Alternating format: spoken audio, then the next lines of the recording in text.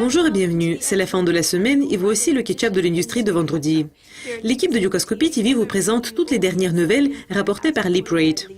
Commençons par une nouvelle que les procureurs des États-Unis ont extradé Peter Philip Nash de Silk Road du Queensland pour qu'il subisse un procès pour le complot de trafic de stupéfiants, le complot en vue de commettre le piratage informatique et le blanchiment d'argent.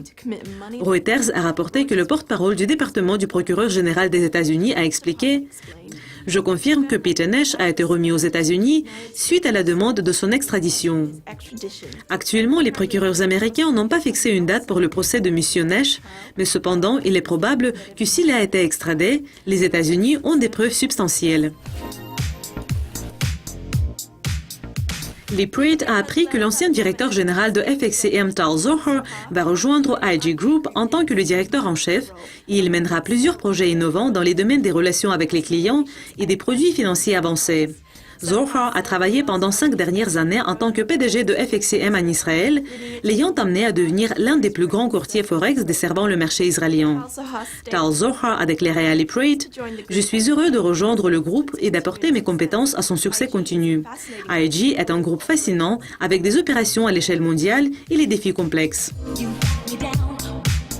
Les liquidations de 1,5 million de dollars en actions de la société FXCM fait par le cofondateur et le directeur général de FXCM de 15 ans, Eduard Yusupov, le laisse avec les autres 80 millions de dollars en actions qu'il conserve.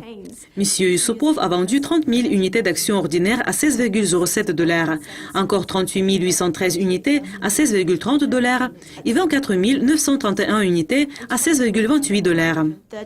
En ce qui concerne le nombre d'actions que M. Yusupov était en mesure de liquider, il possède toujours 4,9 millions d'actions, s'élevant à une valeur totale approximative d'environ 80 millions de dollars.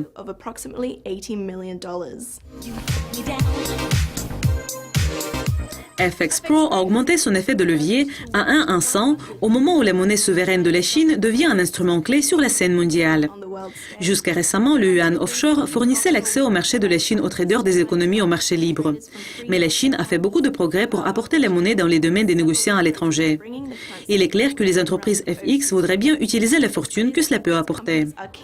Compte tenu des accords commerciaux en place entre la Chine, la Russie et maintenant l'Australie, il est probable que ce qui a été réalisé jusqu'à présent n'est que le sommet de l'iceberg.